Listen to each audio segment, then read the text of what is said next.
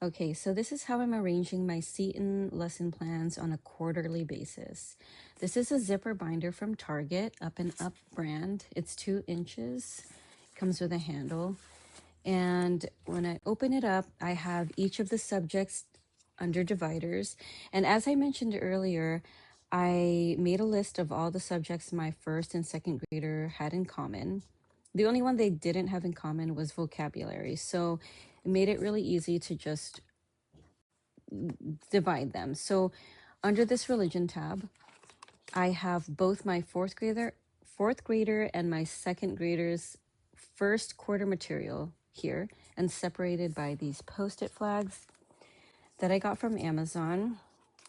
They're nice and thick and sturdy, so I really like them. And this first post-it shows where my fourth grader is at. When I flip to it, it's really easy. Week 1, day 1.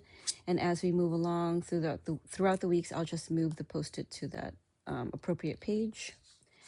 And then I have my second grader stuff. When I flip to that second post-it, really easy. Week 1, day 1. Same thing with math. First post-it would be my fourth graders' lesson plans for that week and day.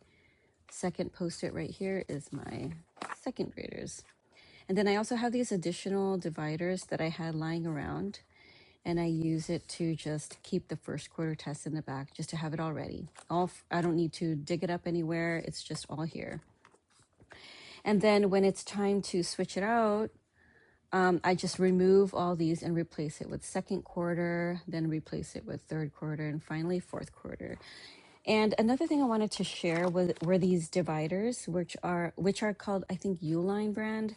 They are the thickest dividers that I've found so far. Last year, I used some cheaper ones that ripped here, or they were just really flimsy. But I found that these are really sturdy and thick, that it makes it so easy to just flip from one subject to the next. It can really handle that bulk because they're really bulky themselves. So I'm able to do that, which is really nice. It also comes with pockets if you needed to store whatever. And in the back here is another pocket. That's from last year. In the front, we have this pocket that I normally use for stickers. Like when I check their work, I put a sticker on it to show that it's been checked. And then it also has this accordion file thing that here are the stickers. Oh, and these stickers too, I also use to check off the things that we finished. It makes it just to look kind of fun.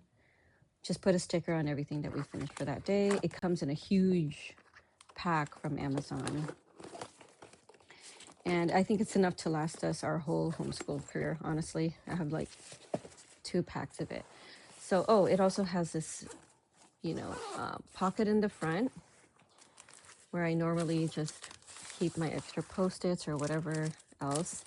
The other thing I like about this binder too is that sometimes I just keep my pens and pencils and eraser right here, close it up, and then if ever we do school on the go at the library or whatever, just for a change of scenery, it all just comes with me. It's so easy and nice. So this has been a game changer for me. Previously, I was just using a regular binder, but this really changed. I'm so glad I found it. And for the remaining lesson plans, I just have them in these binders that I had lying around from previous years when they were still in school. Have my 4th grade, 2nd grade, and I just stuffed everything in here. All the second, third, and fourth quarter materials and tests, and then that's how I go in and take it out whenever it's time. If you have older students, I would say get like a 1.5 inch or 2 inch binder. These are 1 inch, I think.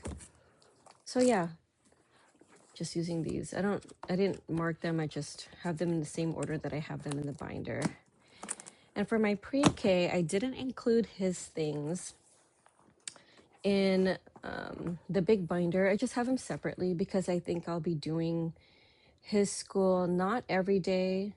He's only 3.5, but I want to introduce him to a little bit of learning. And I have everything just in one binder using these simple, I haven't labeled it yet, dividers so that I can go and sit with him one-on-one and really take the time to teach him his ABCs and 1, 2, 3s. So he's the first one that I'll be homeschooling from the start. So I wanted to really sit down with him and do it. Another thing that you get with Seton are answer keys.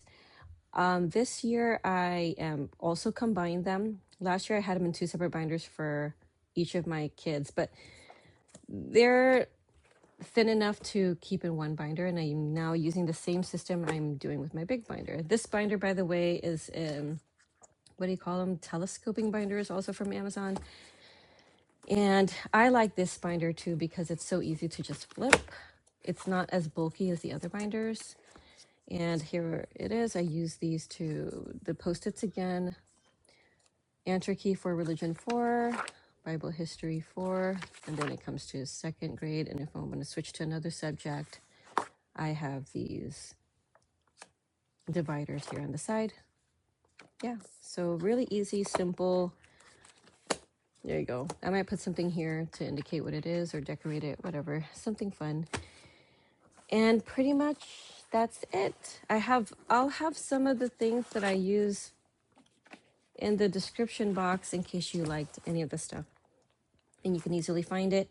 Hopefully this was helpful for somebody because these are the types of things I was looking for when I was first starting, but there's not a lot out there for Seton. So I hope that this helps somebody out there, and also that you can kind of get a glimpse into what Seton lesson plans are like. We're fully enrolled, and I think it's easier. It takes a lot of the pressure off. Anyway, that's it. Hopefully the next video will be helpful for you as well. Bye.